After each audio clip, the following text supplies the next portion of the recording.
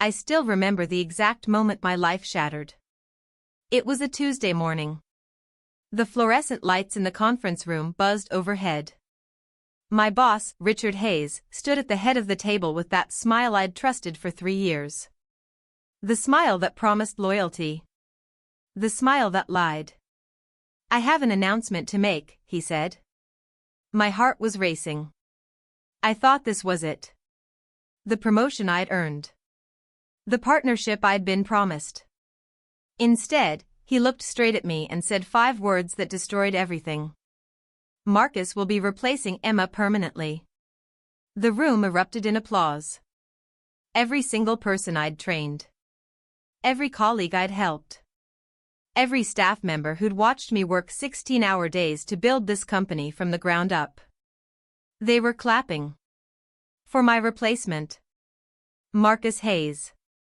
Richard's nephew. A 24-year-old kid who'd been with the company for 6 months. 6 months of me training him. 6 months of me sharing every strategy, every client relationship, every secret that made our firm successful. And now he was taking my position. If you're enjoying this so far, don't forget to like this video and subscribe. I promise you, this story gets even more intense. I'd love to hear your thoughts in the comments. I sat there frozen. My coffee cup was still warm in my hands. I could smell the vanilla creamer I'd added just minutes before when I thought I was attending a routine meeting. My hands were shaking, but I forced them still. I couldn't let them see me break. Richard continued talking like he hadn't just destroyed 3 years of my life. "Emma has done wonderful work for us," he said. His voice was so casual. So dismissive. "But we're moving in a new direction. Marcus brings fresh energy and innovative ideas." Fresh energy. Innovative ideas. Those were my ideas. My strategies. My late nights and skipped dinners and cancelled plans.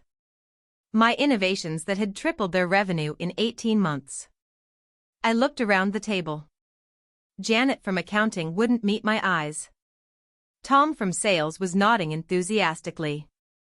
Sarah from HR looked uncomfortable but said nothing. These people knew what I'd sacrificed. They knew I'd been the one who saved the Meridian account when it was about to walk. They knew I'd personally flown to Chicago in a blizzard to close the Patterson deal. They knew I'd worked through Christmas while everyone else was with their families because a client emergency couldn't wait. And they were clapping for Marcus. Marcus, who showed up at 9:30 every morning.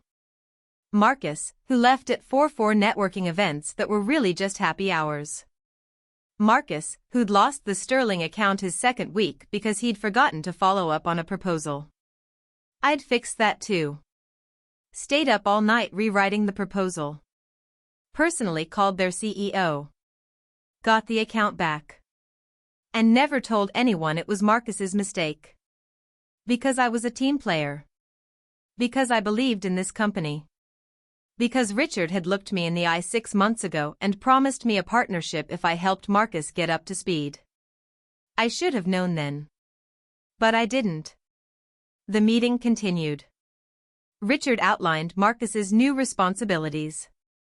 Every single one was something I'd been doing. Leading the strategy team. Managing key accounts. Directing new business development. My job. My role. My life's work. Emma will transition her responsibilities over the next 2 weeks, Richard said. He still hadn't looked directly at me since the announcement. "We appreciate her contributions and wish her well in her future endeavors." Future endeavors. Like I was leaving by choice. Like this was a mutual decision. Like I hadn't poured my entire soul into this company. The meeting ended. People stood up. A few glanced at me with what might have been sympathy. Most avoided looking at me entirely. Marcus walked over to Richard and they shook hands. I saw Richard clap him on the shoulder. Proud. Paternal. I'd never seen Richard look at me that way. I gathered my notebook and stood up. My legs felt strange. Disconnected. Like they belonged to someone else. I walked toward the door. "Emma," Richard called out. His voice was different now. Softer. Almost apologetic. "Can I see you in my office?" I turned. Looked at him. Really looked at him. At this man I'd respected. This man I'd trusted. This man who'd just humiliated me in front of the entire leadership team. And I smiled. Not a real smile. Something else. Something that came from a place inside me I didn't know existed until that moment. "Of course," I said. My voice was steady. Calm. "I'll be right there." I walked to my desk first. Past the open floor plan where junior staff were already whispering. I could feel their eyes on me. Hear the hushed conversations stop as I passed. My desk was exactly as I'd left it that morning. Coffee-stained files from the Bergman account I'd closed last week. Post-it notes with client birthdays I'd memorized. A photo of me and my team after we'd won the Industry Innovation Award last year. Me in the center. Smiling. Victorious. Naive. I picked up my phone. Opened my personal email. And forwarded every single proprietary document I'd created to my personal account. Every strategy deck. Every client analysis. Every market research report. Every competitive intelligence brief. They were my work. My ideas. My blood and sweat and tears turned into PowerPoint slides and Excel spreadsheets. If Richard thought he could just erase me, he was wrong. I saved everything. Then I deleted my sent folder. Cleared my browser history. Removed my fingerprints from the digital crime scene. Then I walked to Richard's office. He was sitting behind his mahogany desk. The desk I'd helped him pick out when we'd moved to this office 2 years ago. I'd spent a Saturday afternoon with him and his wife, going to furniture stores, giving my opinion on which desk conveyed authority but approachability. His wife, Catherine, who'd called me last month to thank me for the referral I'd given their daughter for her first job. Who'd invited me to their summer house in the Hamptons. Who'd hugged me at the company holiday party and told me I was like family. Like family. "Close the door," Richard said. I did. "Sit down." I remained standing. He sighed. Leaned back in his chair. Steepled his fingers like he was about to deliver wisdom instead of excuses. "I know this is hard," he began. "Do you?" My voice surprised me. It was cold. Detached. Not the Emma who'd walked into the conference room an hour ago. Someone new. Someone harder. "Emma, please understand. This isn't personal. You replaced me with your nephew. How is that not personal? It's business. Marcus is family. And in business, you have to think about succession planning. About legacy. Legacy." I almost laughed. "I built your legacy," I said. "I took this company from 12 employees to 67. I increased revenue by 243%. I created the entire market positioning strategy that won us the Industry Innovation Award. I personally brought in 14 of your top 20 clients. And I'm grateful for all of that." "You're grateful?" "Yes. Which is why I'm offering you a generous severance package." He slid a folder across the desk. I didn't touch it. 6 months' salary, he said. And I'll write you a glowing recommendation letter. 6 months' salary. For 3 years of my life. For every weekend I'd worked. For every vacation I'd cut short. For every relationship I'd neglected because the company came first. For training my own replacement. "No," I said. "No. I don't want your severance. Or your letter. I'll be gone by end of day. Richard looked surprised. Maybe even concerned. Like he'd expected me to cry or beg or negotiate. Emma, there's no need to be hasty. Take some time. Think about this.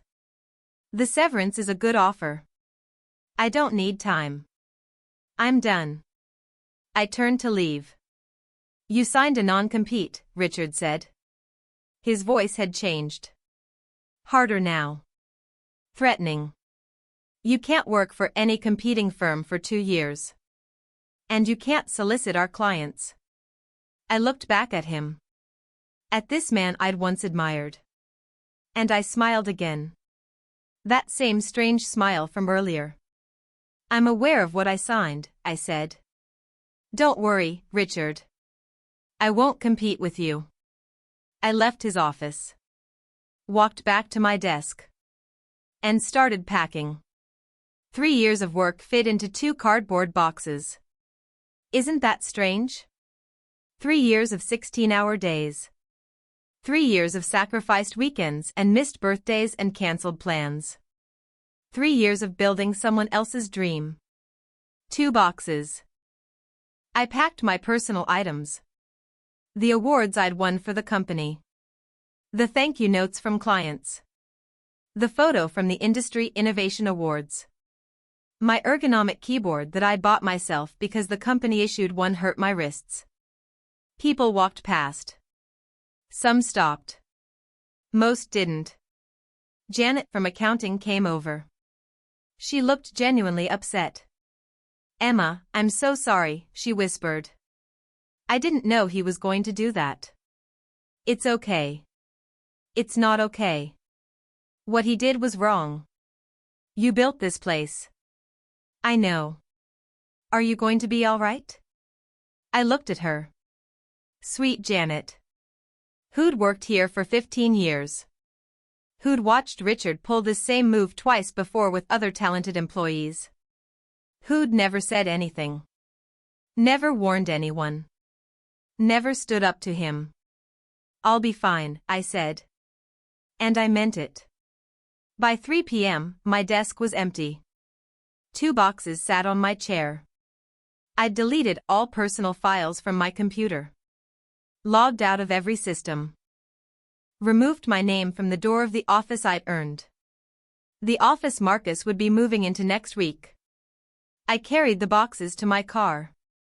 A 2015 Honda Civic that had seen better days. I'd been planning to upgrade once I got the partnership.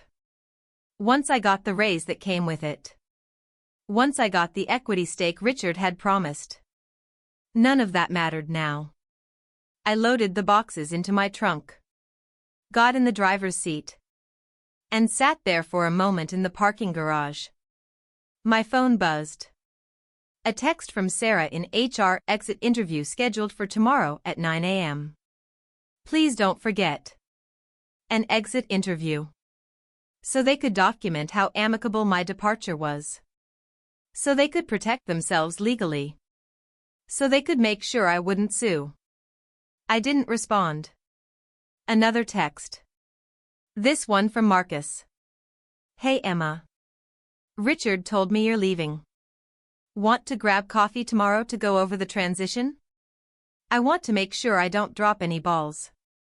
Don't drop any balls. I stared at the text. This kid. This inexperienced, underqualified, nepotism-hired kid. Who'd been handed everything I'd worked for. Who had no idea what he was about to walk into. Who thought a coffee meeting would somehow transfer 3 years of knowledge and relationships and strategic thinking. I deleted the text without responding. A third text. My best friend, Lisa. How did the meeting go? Did you get the promotion? I stared at that text for a long time. Lisa knew how important this was. She'd listened to me talk about nothing else for months. About how hard I'd worked. About how Richard had promised me. About how this was finally my moment. I typed back, I'll call you later. Then I drove home. My apartment was quiet. Empty. I lived alone in a one-bedroom in a decent neighborhood. Nothing fancy. I'd been saving money for a down payment on a condo. Waiting for the partnership. Waiting for the raise. Waiting for my life to start. Always waiting. I set the boxes down in my living room. Changed out of my work clothes into sweatpants and a t-shirt. Poured myself a glass of wine even though it was only 4 p.m. And then I let myself feel it. The betrayal. The humiliation. The rage. I'd given Richard Hayes everything. My time. My energy. My creativity. My loyalty. I'd believed in his vision. I'd trusted his promises. I'd sacrificed my personal life to build his company. And he'd replaced me with his unqualified nephew. In front of everyone. Without warning. Without appreciation. Without a second thought. The wine glass shook in my hand. I set it down before I dropped it. My breath was coming faster now. Shallow. Painful. Like I couldn't get enough air. I'd been so stupid. All the signs had been there. When Richard hired Marcus 6 months ago and asked me to mentor him. When he started including Marcus in high-level strategy meetings. When he began introducing Marcus to key clients as part of our leadership team. I'd told myself it was good. That it meant the company was growing. That Richard was building depth in the organization. That my value was proven by the fact that he trusted me to train someone important. I'd been so naive. Marcus was never there to learn from me. He was there to replace me. And I'd helped. I'd trained him. I'd shared everything. I'd made it easy. My phone rang. Lisa. I let it go to voicemail. It rang again. My mom. Voicemail. Again. Unknown number. Voicemail. I turned off my phone. Sat on my couch. And stared at nothing. This was Tuesday. By Friday, I'd need to attend an exit interview. Sign papers. Make it official. Play along with the fiction that this was a mutual professional parting.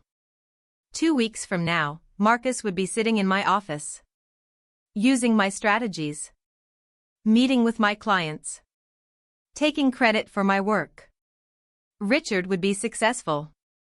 The company would continue growing. And I'd be forgotten. A footnote. A former employee. Someone who used to work there. Unless. The thought came slowly. Quietly. Like a whisper in the back of my mind. Unless I didn't let that happen. I turned my phone back on. Opened my laptop. And started doing research. Business licenses. LLC formation. Commercial real estate. Website domains. Business bank accounts. Everything you need to start a company. The non-compete clause in my contract was specific. I couldn't work for a competing firm in the same industry for 2 years. I couldn't directly solicit any of Richard's clients. But starting my own company in a different niche. Building something new. Creating services that complemented rather than competed. Waiting for clients to come to me rather than soliciting them. That was different. That might work. I researched until midnight. Took notes. Made lists. Mapped out strategies. The rage I'd felt earlier had transformed into something else. Something focused. Something powerful. By the time I went to bed, I had a plan. I didn't attend the exit interview on Wednesday. I called Sarah that morning and told her I was sick. Food poisoning. Wouldn't be coming in. Could we reschedule? She sounded relieved. Like she hadn't wanted to do it anyway. Feel better, she said. We can handle the paperwork via email if that's easier. That would be great. Thanks. I wasn't sick. I was busy. I spent Wednesday morning at the Secretary of State's office, filing paperwork for my new LLC. Morrison Strategic Consulting. Named after my grandmother's maiden name. Not my name. Nothing that would immediately connect back to me. I spent Wednesday afternoon looking at commercial office spaces. Small ones. Affordable ones. Places I could rent month to month until I knew if this would work. I found a perfect space by 5 p.m. A small office in a shared workspace building. One desk. One chair. One window overlooking the city. $600 a month. I signed the lease. Thursday, I built a website. Nothing fancy. Clean. Professional. Services focused on market entry strategy and competitive positioning analysis. Adjacent to what Richard's firm did, but not the same. Different enough that it didn't violate the non-compete. Useful enough that it would appeal to the same type of clients. I used stock photos. Wrote copy that was deliberately vague about the company's history. Made it look like an established boutique firm rather than a one-woman operation launched by someone who'd been fired 3 days ago. By Friday, Morrison Strategic Consulting had a website, a business license, a bank account, and an office. It didn't have clients. But that would come. I knew it would come. Friday evening, my phone rang. Richard. I almost didn't answer. But curiosity won. Hello? Emma. His voice was tense. We need to talk. About what? You missed your exit interview. You haven't returned any calls from HR. You haven't signed your separation agreement. I've been busy. Busy with what? I smiled. He couldn't see it, but somehow I knew he could feel it. Personal matters, I said. Emma, this isn't a game. You need to sign the paperwork. Return company property. Follow the proper procedures. What company property? I returned my laptop. My access card. Everything. Your files. Your client notes. Your strategy documents. Ah. There it was. He'd realized I'd taken my work with me. The work I'd created. The intellectual property that technically belonged to him but really belonged to me. Those were my personal notes, I said. Created on my own time. For my own reference. That's not how employment law works. Are you threatening to sue me, Richard? Silence. Long enough that I knew I'd hit the right nerve. Suing me would mean discovery. Would mean a court would look at how he'd treated me. How he'd replaced me with an unqualified family member. How he'd publicly humiliated me. How he'd broken promises about partnership. Bad optics. Especially for a company trying to maintain a progressive, employee-friendly reputation. I'm not threatening anything, he said finally. I'm asking you to do the right thing. The right thing. That's interesting coming from you. What's that supposed to mean? You know exactly what it means. I hung up. My heart was pounding. Adrenaline coursing through my veins. That felt good. Standing up to him. Not backing down. Not playing the victim. My phone rang again immediately. Richard. I declined the call. He called back. I declined again. The third time, I blocked his number. Then I texted Sarah in HR, I'll sign the separation agreement. Email it to me. But I want the full 6-month severance in writing. And I want a neutral reference agreement. No disparagement clause. Both ways. She responded within 5 minutes. I'll have legal draft something. Should have it by Monday. Perfect.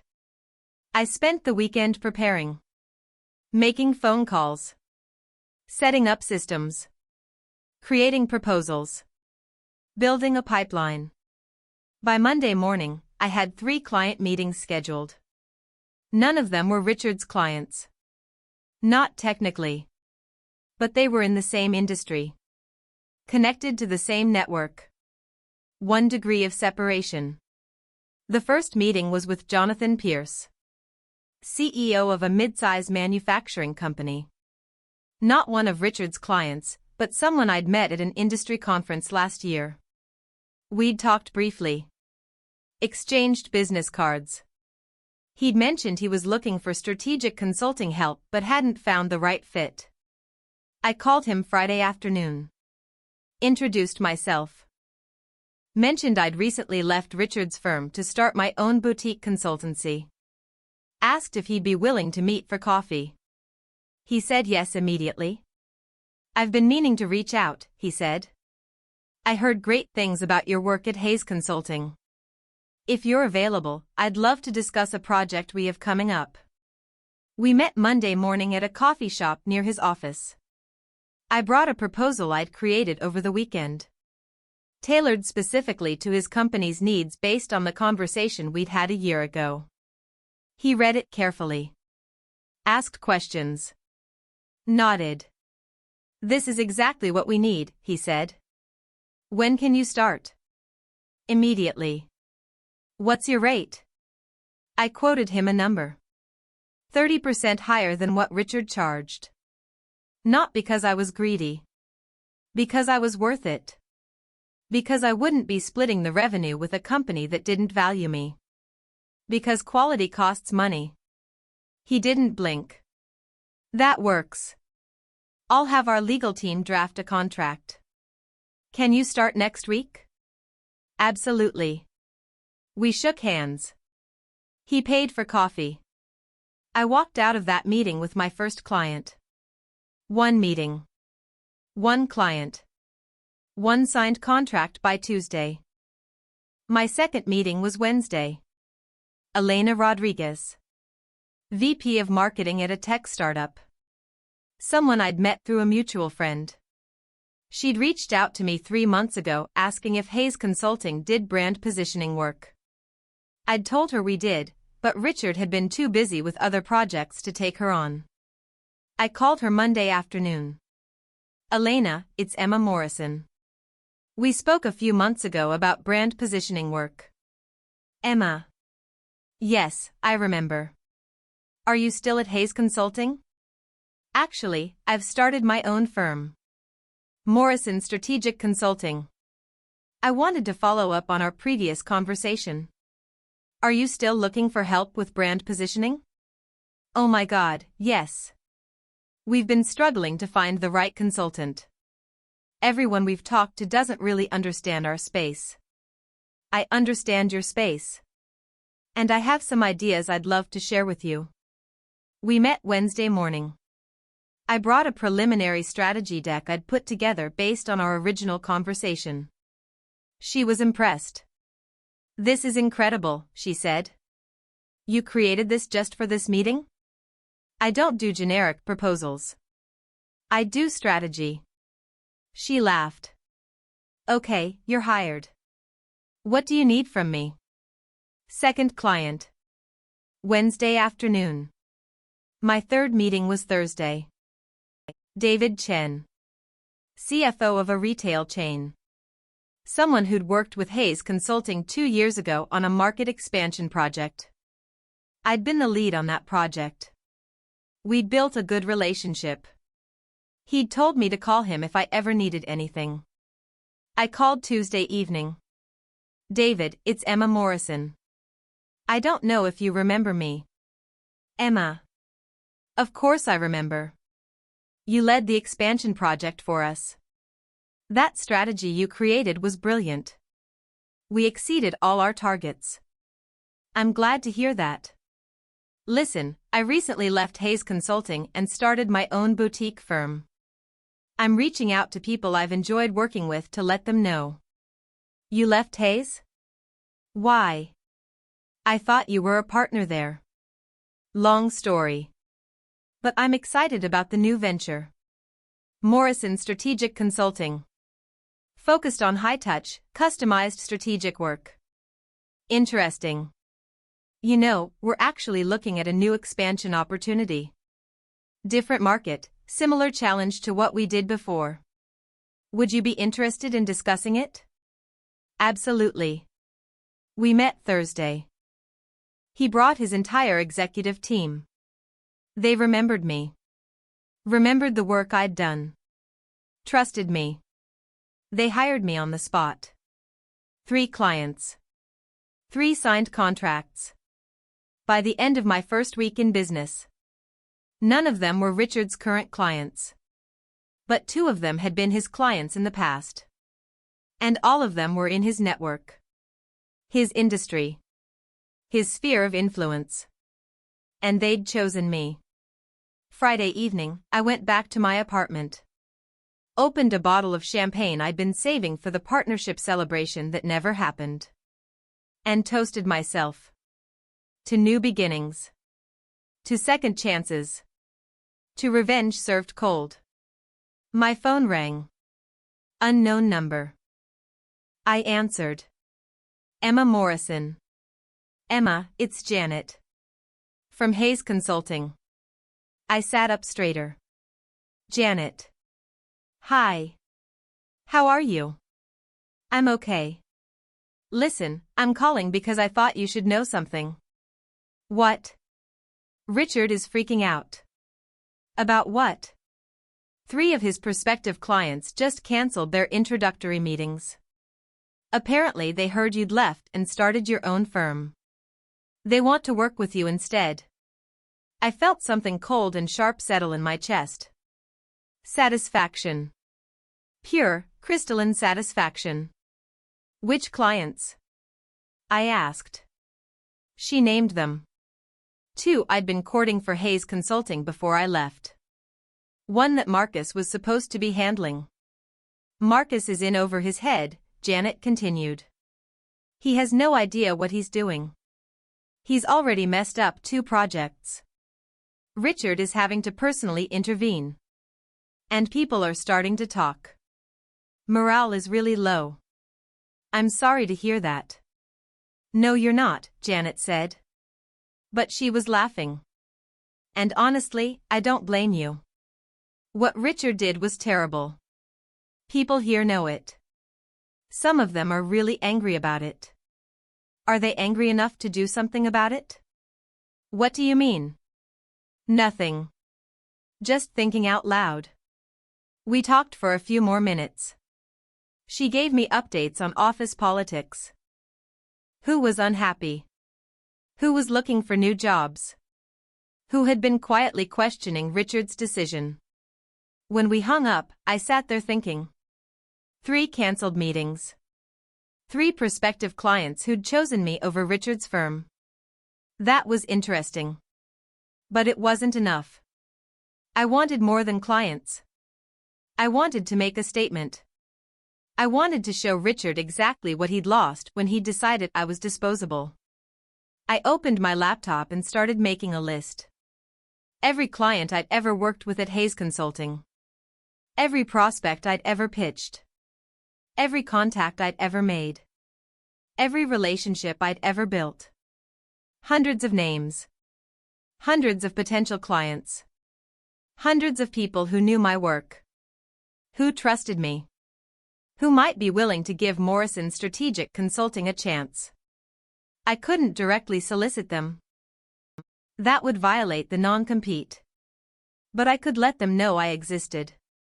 Let them know I was available. Let them make their own choice. I spent the weekend building an email campaign. Carefully worded. Professional. Not soliciting. Just informing. Dear name, I hope this email finds you well. I wanted to reach out with a brief professional update. After 3 years with Hayes Consulting, I've launched my own boutique strategy firm, Morrison Strategic Consulting. I'm excited about this new chapter and the opportunity to continue doing the work I'm passionate about. If you'd ever like to connect, I'd love to hear what you're working on. Best regards, Emma. Simple. Clean. Nothing that could be construed as solicitation. Just an announcement. Just a friendly update from someone they'd worked with before. I sent it to 200 people. Carefully selected. People I'd worked with directly. People I'd built relationships with. People who knew my value. By Monday afternoon, I had 47 responses. 32 of them asked for meetings. 18 of them were ready to hire me immediately. 5 of them were current Hayes Consulting clients. That's when my phone rang. Richard. Calling from a different number since I'd blocked his main one. I answered. What the hell do you think you're doing? He was yelling. Actually yelling. I'd never heard Richard lose his composure like this. I'm sorry, what? You know exactly what. You're poaching my clients. You're violating your non-compete agreement. I'm not poaching anyone, I said calmly. I sent a professional update to my network. People I have personal relationships with. That's not solicitation. That's networking. Those are my clients. Some of them are your clients. Most of them are not. And the ones who are your clients reached out to me. I didn't reach out to them. There's a difference. You're deliberately sabotaging my business. I'm building my own business. If your clients prefer to work with me, that's not sabotage. That's competition. Something you should understand since you believe in nepotism over merit. Silence. I could hear him breathing hard. You're making a mistake, he said finally. His voice was different now. Controlled. Cold. You think you can compete with me? You think you can survive in this industry? I have resources. Connections. Reputation. You have nothing. I have something you don't have anymore, I said. What's that? The respect of people who actually matter. I hung up. My hands were shaking. Not from fear. From excitement. From power. From the realization that I was winning. The next 2 weeks were a blur. Meetings. Proposals. Contracts. Clients signing on faster than I could keep track of. I had to hire a part-time assistant just to manage scheduling. Morrison Strategic Consulting went from 1 employee to 3. From 1 office to a small suite. From 0 revenue to projecting 6 figures in our first quarter. All in 2 weeks. Richard's company, meanwhile, was hemorrhaging. I heard through the grapevine that they'd lost 7 major clients. That 2 senior consultants had quit. That Marcus had completely botched a high-stakes presentation and cost them $1 million contract. That Richard was desperately trying to do damage control. Good. By the end of week 3, I had 15 active clients. 5 more in negotiations. 3 employees. And a waiting list. A waiting list.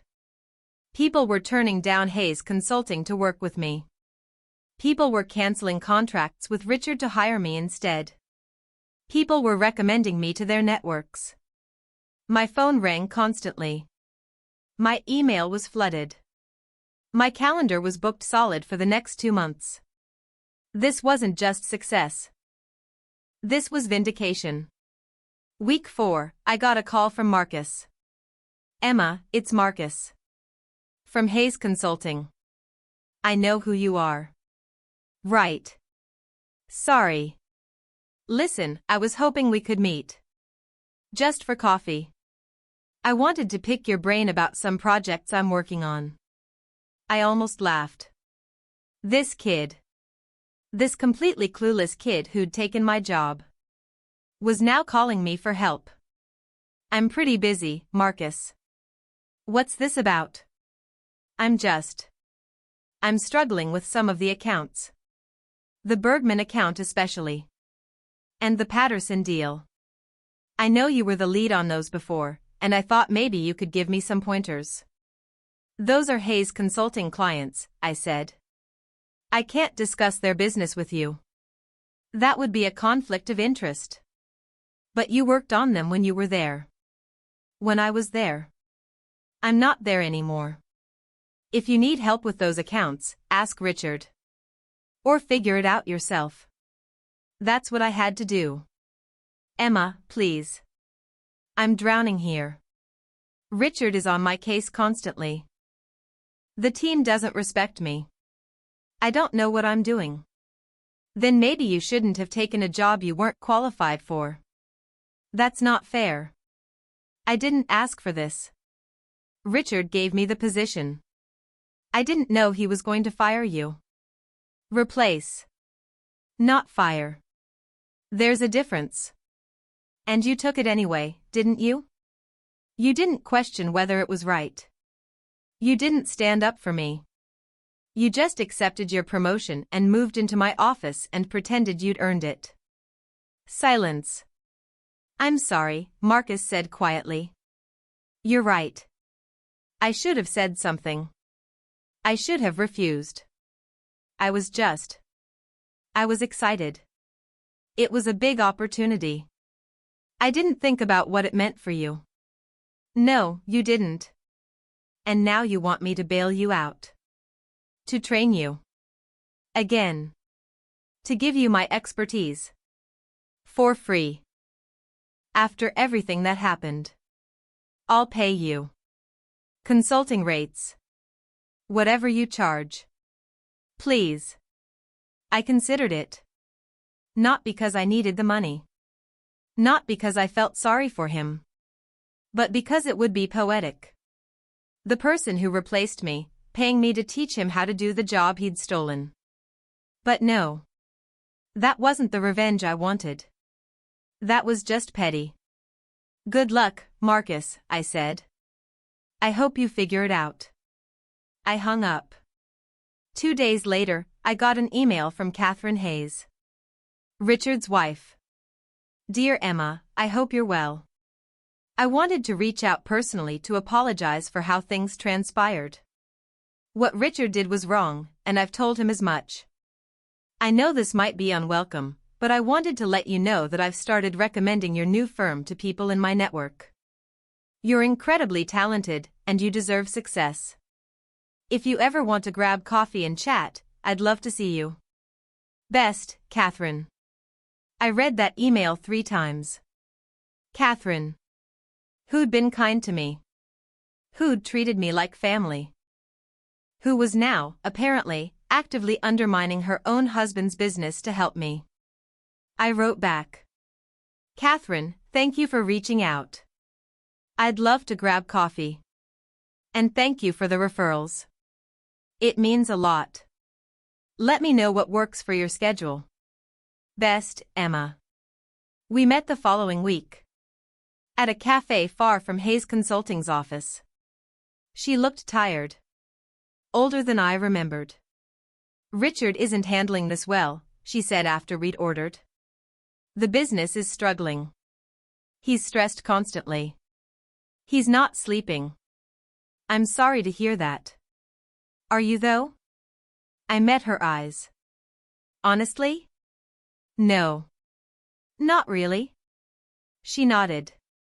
I don't blame you. What he did was cruel. I told him not to do it. I told him to make you a partner like he'd promised. But he insisted Marcus needed the opportunity. Family first, he said. Legacy. Did he tell you I'd trained Marcus? That I'd spent 6 months teaching him everything I knew? He mentioned it. Did he tell you he replaced me in front of the entire leadership team? That people applauded? Catherine flinched. No. He didn't tell me that. Did he tell you I'd closed 14 of his top 20 accounts? That I'd tripled the company's revenue? That I was the reason Hayes Consulting won the Industry Innovation Award? Emma, did he tell you any of that? She was quiet for a long moment. Then she said, he told me you were ambitious. That you wanted too much too fast. That you weren't a team player. I laughed. Actually laughed. The absurdity of it. A team player. I was the definition of a team player. I sacrificed everything for that company. And the moment he found a way to save money and help his nephew, he threw me away. I know. And I'm sorry. I'm so sorry. Why are you helping me then? Why refer clients to me? Why meet with me? Aren't you supposed to be on his side? I am on his side. I'm his wife. I love him.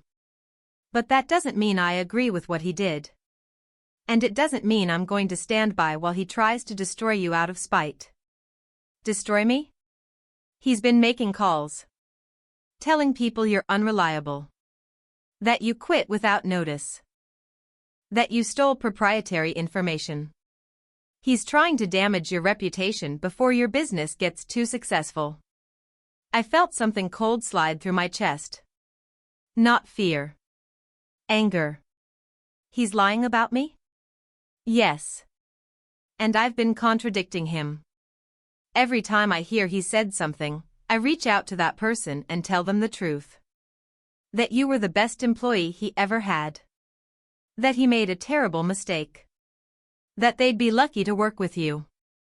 I stared at her. This woman. Richard's wife. His partner of 20 years. Actively working against him to protect me. Why? I asked. Why risk your marriage for this? Because it's the right thing to do. And because I'm tired of watching Richard make decisions based on ego instead of ethics. This isn't the first time he's done something like this. But it's the last time I'm going to enable it. We talked for another hour. She told me things I hadn't known. About other employees Richard had betrayed over the years. About promises he'd made and broken. About how the company culture had become toxic because he valued loyalty to him over actual competence. About how Marcus wasn't even good at his job at his previous company. How he'd been fired from 2 places before Richard hired him. How this was Richard's way of saving Marcus by giving him a position he hadn't earned. By the time we left, I had a fuller picture of who Richard Hayes really was. Not the mentor I'd believed in. Not the leader I'd respected. But a small, insecure man who saw talented people as threats and family as shields. That night, I got an email from one of the senior consultants who'd quit Hayes Consulting. Thomas Wu. Someone I'd worked with closely.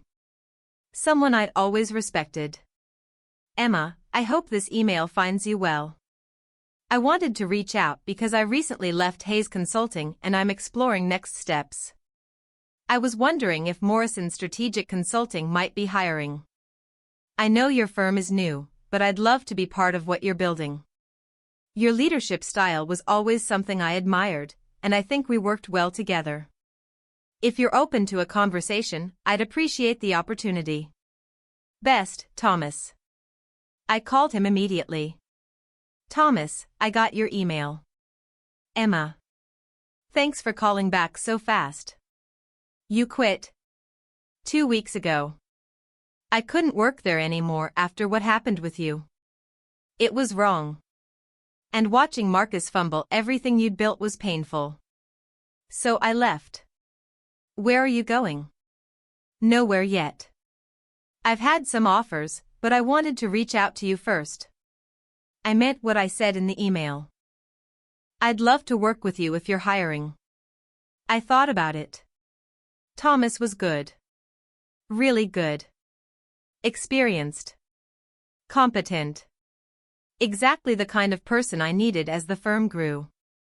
I'm hiring, I said. When can you start? Immediately. Then welcome to Morrison Strategic Consulting. I could hear the smile in his voice. Thank you. You won't regret this. I know I won't. Thomas became employee number 4. Senior consultant. I offered him 20% more than Richard had been paying him plus equity in the firm. He accepted on the spot. 3 days later, another senior consultant from Hayes quit. Lauren Martinez. She called me the same day. Emma, I'm following Thomas's lead. I can't work there anymore. Are you hiring? I am. Want to come in for an interview? I'd love to. She became employee number 5. Within 2 weeks, I'd hired 4 former Hayes Consulting employees. All of them senior people. All of them experienced. All of them fed up with Richard's leadership. Hayes Consulting was bleeding talent. And I was catching every drop. My firm went from 3 employees to 7. From 1 office suite to half a floor. From 15 clients to 32. All in 6 weeks. Richard called me. Different number. I answered out of curiosity. You're destroying my company. His voice was hoarse. Defeated. I'm building mine. You're stealing my employees. I'm hiring talented people who don't want to work for you anymore. There's a difference. Emma, please. Can we talk? In person? I was surprised. Richard Hayes didn't beg. Richard Hayes dictated terms. Richard Hayes won. About what? About ending this. About finding a solution. About. I don't know. Just talk. Please. I considered saying no. Considered letting him suffer. Considered watching his company crumble while mine soared. But I was curious. I wanted to see him. I wanted to look him in the eye and see what defeat looked like on a man who'd been so confident when he'd destroyed my career 6 weeks ago. Fine. Tomorrow. 3 p.m. My office. Your office? Yes. My office. You know where it is. You've been asking around about me enough. Silence. Then, I'll be there. He hung up. The next day, I prepared. I wore my best suit. Did my hair. Put on makeup. Not because I wanted to impress him. Because I wanted him to see exactly what he'd lost. Exactly what he'd thrown away. At 3 p.m. exactly, there was a knock on my office door. Come in. Richard walked in. And I almost didn't recognize him. He looked older. Tired. His suit was wrinkled. His tie was loose. His face was drawn and pale. This wasn't the confident, commanding man who'd stood at the head of the conference room 6 weeks ago and announced my replacement. This was someone who'd been beaten. Emma. He stood there awkwardly. Like he didn't know whether to shake my hand or sit down or what. Sit, I said, pointing to the chair across from my desk. He sat. I let the silence stretch. Let him feel uncomfortable. Let him see my office. The view. The modern furniture.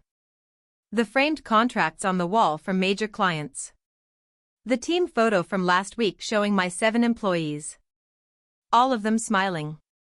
All of them happy. Everything he used to have. Everything he'd lost. Your office is nice, he said finally. Thank you. Business seems to be going well. It is. I'm glad. Are you? He looked at me. Really looked at me. And I saw something I'd never seen before in Richard Hayes's eyes. Fear. Emma, I made a mistake. Which one? There were several. All of them. Replacing you. Humiliating you. Not valuing what you brought to the company. I was wrong. And I'm sorry. Sorry. 6 weeks too late. 6 weeks after he'd destroyed my career. 6 weeks after I'd rebuilt myself. Why are you here, Richard? I want to propose a partnership. I laughed. Actually laughed. A partnership. Yes. Between our firms. We could merge. Pool our resources. You'd be a full partner. Equal equity. Equal say in all decisions. Why would I do that? Because together we'd be stronger. You have momentum right now. But momentum doesn't last forever. You're new. Untested. Eventually, people will want the stability of an established firm. If we partner, you get that stability. And I get your talent. Your client relationships. Your team. You get everything I built while you were betraying me. Yes. At least he was honest. No, I said. Emma, no. I don't want to merge with you. I don't want to partner with you. I don't want anything to do with you or your company. Please. At least consider it. My company is struggling. I've lost clients. I've lost employees. I've lost momentum. If things continue like this, I'll have to close in 6 months. Good. He flinched. You want me to fail? I want you to experience what I experienced. The fear. The uncertainty. The humiliation of watching everything you built get taken away. Yes, Richard. I want you to fail. I thought you were better than that. I was. Then you taught me that being better doesn't matter. That loyalty doesn't matter. That hard work doesn't matter. The only thing that matters is power. And right now, I have it. You don't. He stood up. I came here willing to apologize. Willing to make things right. But I see that's not what you want. You want revenge. I wanted justice. I got revenge. I'm satisfied with both. You're making a mistake. You're young. Inexperienced at running a company. You'll make errors. You'll lose clients.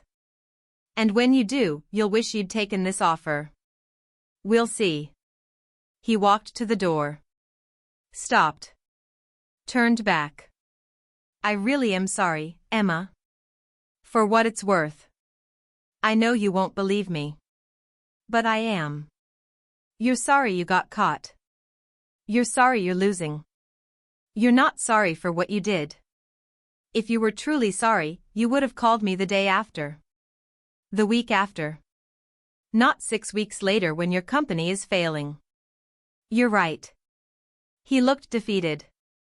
Broken. You're absolutely right. He left. I sat there for a long time after he'd gone. Staring at the door. Processing what had just happened. Richard Hayes had come to me begging. The man who'd destroyed my career had come to me offering partnership. The man who'd replaced me with his unqualified nephew was now admitting he'd made a mistake. And I'd said no. Part of me wondered if I'd done the right thing. If I should have taken the merger. Combined forces. Built something bigger. But the larger part of me knew the truth. Richard Hayes couldn't be trusted. He'd betrayed me once. He'd betray me again. This merger offer wasn't about partnership. It was about survival. His survival. If I merged with him, he'd slowly work to push me out again. Find another nephew or cousin or friend's kid to groom as my replacement. It would just be the same story with a different ending. No. I'd made the right choice. My phone buzzed. A text from Thomas. Hayes just left the building. Saw him in the elevator. He looked rough. Everything okay? I texted back. Everything's perfect. The next few weeks were intense. More clients. More growth. More opportunities. Morrison Strategic Consulting was becoming known. Not just as a boutique firm. As a threat. Articles started appearing in industry publications. New consulting firm makes waves. Former Hayes employee launches competitive practice. Morrison Strategic, The firm everyone's talking about. I did interviews. Spoke at conferences. Built my personal brand. Everything Richard had taught me about business development, I used. But better. Faster. More effectively. By week 10, Morrison Strategic Consulting had 45 clients. 12 employees. 3 office floors. And we'd just been approached by a major industry publication to be featured in their Rising Stars issue. By week 12, Hayes Consulting had laid off half their staff. I heard through the network. Richard had lost 20 major clients. His revenue had dropped 60%. He was desperately trying to keep the company afloat. Marcus had been demoted. 2 more senior consultants had quit. The company was dying. And I felt nothing. No satisfaction. No guilt. Nothing. Week 13, I got a call from an investor. Someone I'd met at a conference. Someone who'd been impressed with my presentation on market disruption strategies. Emma, I'd like to discuss an investment opportunity. Would you be interested in taking on outside capital to accelerate Morrison Strategic's growth? How much are we talking about? $5 million. For 20% equity. And access to our network of portfolio companies who need strategic consulting. $5 million. For a company I'd started 6 weeks ago with nothing but rage and determination. I'm interested. Let's talk. We talked. I negotiated. I consulted with my team. I did due diligence. 2 weeks later, I signed the deal. $5 million. 15% equity instead of 20%. And a board seat for me on one of their portfolio companies. Morrison Strategic Consulting was now officially a VC-backed firm with the resources to compete at scale. Richard called when he heard the news. I didn't answer. He left a voicemail. Emma, I saw the announcement about your funding. Congratulations. You've built something impressive. I was wrong about you. About everything. I hope you find the success you deserve. His voice cracked at the end. I deleted the message without listening to it again. Week 16, Hayes Consulting announced they were closing their doors. After 20 years in business, Richard Hayes was shutting down his firm. The industry was shocked. Hayes Consulting had been a respected name. A stable presence. And now it was gone. I got calls from reporters asking for comments. I declined all of them. This wasn't about gloating. This wasn't about public victory. This was private. Personal. Between me and Richard. The day Hayes Consulting officially closed, I received a package. Hand-delivered to my office. I opened it carefully. Inside was a handwritten letter. And a small wooden plaque. The Industry Innovation Award that Hayes Consulting had won 2 years ago. The award I'd earned through countless hours of work and strategy and sacrifice. The letter was from Richard. Emma, I'm closing Hayes Consulting today. After 20 years, it's over. You were right. About everything. I betrayed you. I underestimated you. And I paid the price. This award belongs to you. It was your work that won it. Your strategy. Your vision. I just put my name on it. I want you to have it now. Not because I think it will change anything between us. But because it's the truth. You built that success. You earned that recognition. And I took credit for it. I'm sorry. I know sorry isn't enough. But it's all I have left to give. I hope you find happiness in your success. You've earned it more than anyone I've ever known. Richard. I held the plaque. Ran my fingers over the engraving. Hayes Consulting. Industry Innovation Award. Excellence in Strategic Consulting. Then I put it in the drawer of my desk. Not on the wall. Not on display. In a drawer. Because I didn't need Richard's validation anymore. I didn't need his award or his apology or his recognition. I had something better. I had proof. Tangible, undeniable proof that I was worth more than he'd ever given me credit for. Morrison Strategic Consulting continued growing. By month 6, we had 70 clients, 20 employees, 5 office floors, and invitations to bid on projects I couldn't have imagined 6 months ago. I hired a COO. Someone experienced who could handle operations while I focused on strategy and business development. I created an equity plan for all employees. I built the kind of company culture I'd always wanted. One based on merit. On respect. On actual value rather than family connections. And it worked. People wanted to work for me. Clients wanted to work with me. The industry respected me. Not because of who I was connected to. Not because of whose nephew I was. Because of what I'd actually accomplished. By month 9, Morrison Strategic Consulting was projected to hit 8 figures in annual revenue. We were featured in Forbes, Incorporated Magazine, Fast Company. Every major business publication wanted to tell our story. The story of how a betrayed employee had built an empire in less than a year. They called me for interviews. Asked about my success. My strategy. My vision. And I told them the truth. Most of it. I learned everything from my previous employer. He taught me business development, client relations, strategic thinking. And then he taught me the most valuable lesson of all. That loyalty is a liability if the person you're loyal to doesn't value you. So I took everything I'd learned and built something better. I never said Richard's name. Never mentioned Hayes Consulting directly. But everyone knew. The industry talks. Word spreads. And Richard's name became a cautionary tale. The man who destroyed his own company by betraying his best employee. Meanwhile, my name became something different. A symbol. Of resilience. Of revenge.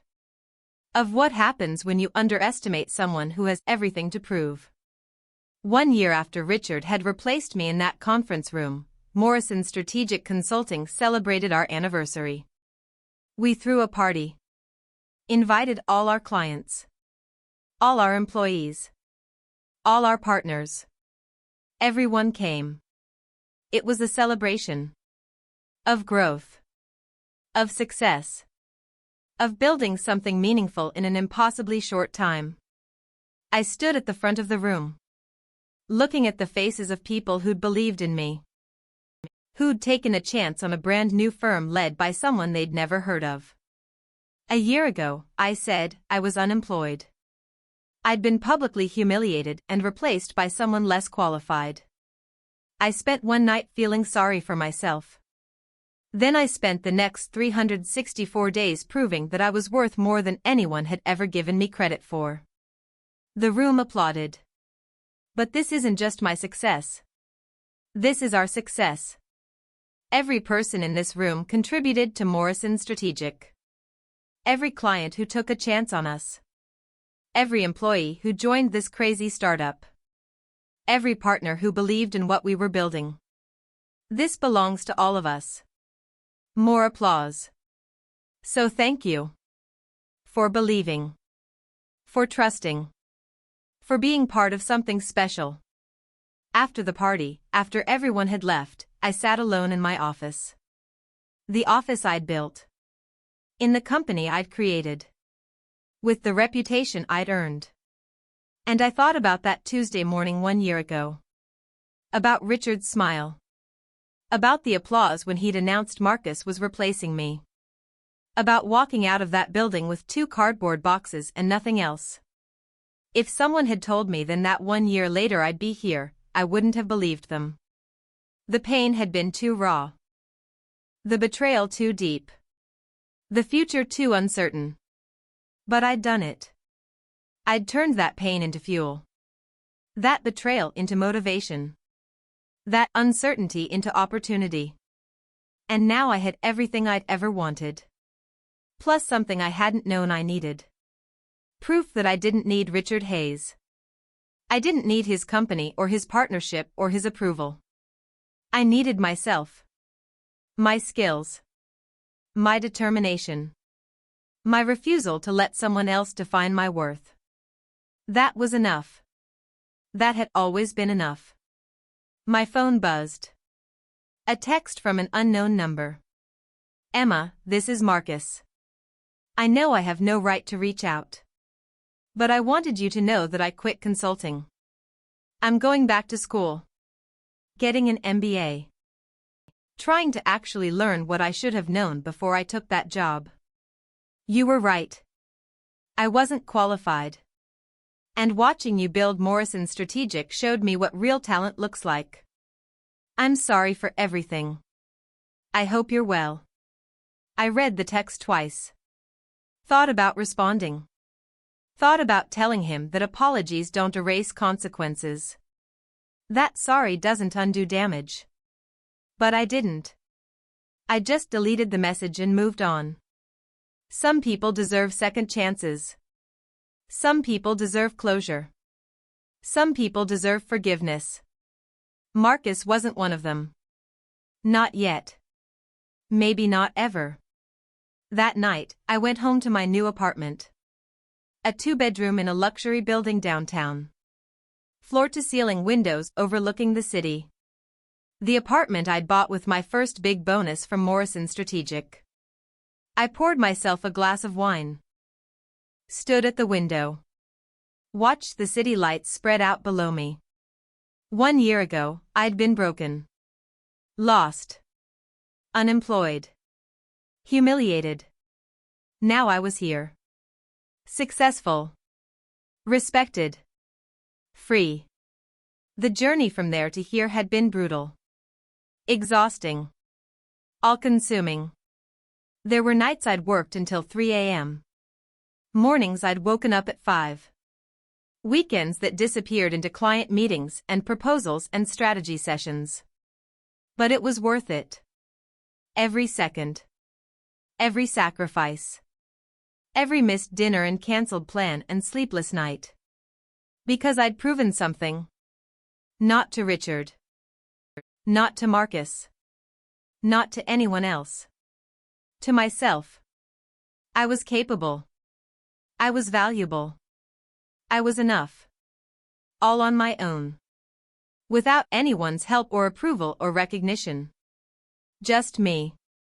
Emma Morrison. Building something from nothing. And winning. My phone rang. Lisa. My best friend who'd been there through everything. Who'd listened to me cry that first night. Who'd believed in me when I barely believed in myself. Hey, I answered. Hey. How was the party? Good. Really good. I'm sorry I couldn't make it. Work was crazy. It's okay. There will be more. More parties? Or more success? Both. She laughed. I'm so proud of you, Emma. You know that, right? What you've done this year is incredible. Thanks. Do you ever think about him? Richard? I looked out at the city. At the lights. At the life I'd built. No, I said. And meant it. Not anymore. Because that's the thing about revenge. The sweetest kind isn't about making someone else suffer. It's about proving you never needed them in the first place. Richard had thought he was irreplaceable. That his company was the pinnacle. That I couldn't survive without him. He was wrong. About everything. I didn't need Hayes Consulting. I didn't need Richard's mentorship. I didn't need his approval or his partnership or his recognition. I just needed the skills he'd taught me. The experience I'd gained. and the fire that his betrayal had lit inside me. Everything else, I built myself. And that's a success no one can take away. No one can diminish. No one can claim as their own. It's mine. Fully. Completely. Undeniably mine. I finished my wine. Turned away from the window. And smiled. Not the fake smile from that conference room a year ago. Not the smile that hid pain and shock and betrayal. A real smile. One that came from genuine happiness. From satisfaction. From peace. Because I'd won. Not just against Richard. Not just against the circumstances that had tried to break me. Against every doubt I'd ever had about myself. Against every fear that I wasn't good enough. Against every voice that said I couldn't do this alone. I'd won. Completely. Definitively. Permanently. And that feeling, that knowledge, that certainty. That was worth more than any partnership Richard could have offered. More than any apology he could have given. More than any recognition the industry could bestow. Because it was mine. Earned through work and determination and refusing to let anyone else write my story. I went to bed that night feeling something I hadn't felt in years. Content. Peaceful. Whole.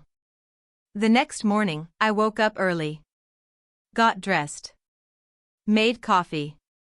And headed to the office. Because Morrison's strategic consulting wasn't finished growing. This was just the beginning. We had expansion plans. New service lines. Potential acquisitions. International opportunities. The next chapter was just starting. And this time, I was writing it myself. Every word. Every plot twist. Every triumph. No one else got to hold the pen. No one else got to decide the ending. Just me. Emma Morrison. The woman who'd turned betrayal into a billion-dollar company. The woman who'd proven that sometimes the best revenge isn't about destroying your enemy. It's about building something so successful that your enemy destroys himself trying to compete. Richard Hayes had closed his company. But I'd barely noticed. I was too busy building mine. Too focused on growth to worry about his decline. Too committed to my own success to celebrate his failure. That's the difference between us. He'd seen me as competition. As a threat. As someone to eliminate. I'd seen him as a learning experience. As a cautionary tale. As someone who'd taught me exactly who I didn't want to become. And that made all the difference. 6 months later, Morrison Strategic Consulting acquired a small firm in Los Angeles. Our first acquisition. The beginning of national expansion. 1 year after that, we opened offices in 3 more cities. Chicago. Boston. Seattle. 2 years after that, we went international. London. Singapore. Sydney. Morrison Strategic wasn't consulting anymore. We were a global brand. A recognized leader. A company that people wanted to work for and clients wanted to work with.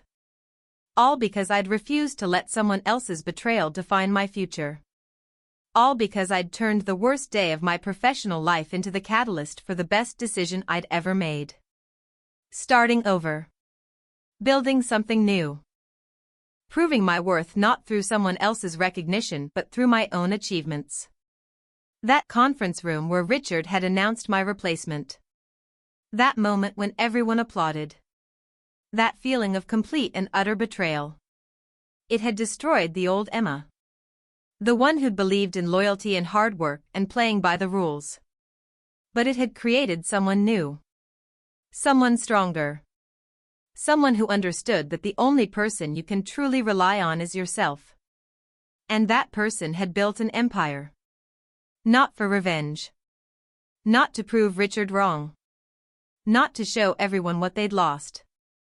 But because I could. Because I wanted to. Because I deserved to. That's the real ending to this story. Not Richard's downfall. Not Marcus's failure. Not the industry's recognition. But my own realization that I was capable of more than I'd ever imagined. That betrayal could be a beginning instead of an ending. That sometimes the worst thing that happens to you is actually the best thing that could have happened. Because it forces you to become who you were always meant to be. And I was always meant to be this. A founder. A leader.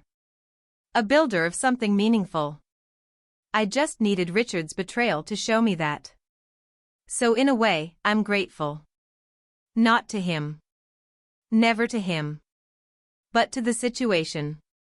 To the circumstances that forced me to bet on myself. That forced me to discover just how much I was capable of when I stopped waiting for someone else's approval and started trusting my own judgment. That's the lesson. That's the message. That's what I hope anyone hearing this story understands. Your worth isn't determined by how someone else treats you. It's determined by how you treat yourself. By what you build. By what you create. By what you refuse to let anyone take away from you. Richard took my job. My office. My position. My security. But he couldn't take my skills. My knowledge. My determination. My refusal to quit. And in the end, that's what mattered. That's what won. That's what built Morrison Strategic Consulting into what it is today. Not his betrayal. But my response to it. Not his cruelty. But my resilience. Not his mistake. But my opportunity. That's how this story really ends. Not with Richard begging for partnership or Marcus apologizing or the industry recognizing my success. But with me. Standing in my office. Looking at the company I built. And knowing with absolute certainty that I did this. All of this. Every client. Every employee. Every success. Every milestone. Me. Emma Morrison. The woman who was publicly replaced and privately destroyed. And who rebuilt herself into something stronger than anyone ever expected. That's my comeback. That's my revenge. That's my story. And it's not over yet. It's just beginning. Because once you realize what you're capable of when you stop waiting for permission and start taking action, there's no limit to what you can achieve. No ceiling you can't break. No obstacle you can't overcome. No betrayal that can stop you. You just have to believe in yourself as much as you once believed in the person who betrayed you. And then you have to work. Harder than you've ever worked. Smarter than you've ever thought. Better than you've ever been. Not for revenge. Not for recognition. Not even for success. But for yourself. For your own peace. For your own proof that you were always worth more than anyone else gave you credit for. That's what I did. That's what I built. That's what I became. And if someone who's listening to this is going through something similar, if you've been betrayed or replaced or dismissed, I want you to know something. This is your moment. Not your ending. Your beginning. Take everything they taught you. Everything you learned. Everything you know you're capable of. And build something they never imagined you could build. Not because you're angry. But because you're worth it. Not because you want revenge. But because you deserve success. Not because they're wrong. But because you're right. About yourself. About your value. About your potential. Believe it. Act on it. Build it. And then watch as everyone who doubted you realizes their mistake. Not because you told them. But because you showed them. Through your work. Through your success. Through your refusal to let their betrayal define your future. That's the real comeback. That's the real victory. That's the real ending to any story of betrayal. Not watching them fail, but building your own success so completely that their failure becomes irrelevant. That's what I did. That's what you can do. That's what anyone can do if they're willing to bet on themselves. So if you're listening to this and you're in that conference room moment, watching your world collapse, feeling that betrayal cut through you, wondering how you'll survive this, know this. You will. You'll survive. You'll rebuild. You'll succeed. Because you're stronger than you know. More capable than you believe. More valuable than anyone ever gave you credit for. All you have to do is believe it yourself. And then prove it. Not to them. To yourself. That's my story. That's my message. That's my comeback. I went from replaced to irreplaceable. From unemployed to CEO. From betrayed to triumphant. Not because Richard was wrong about me, but because I was right about myself. And that made all the difference.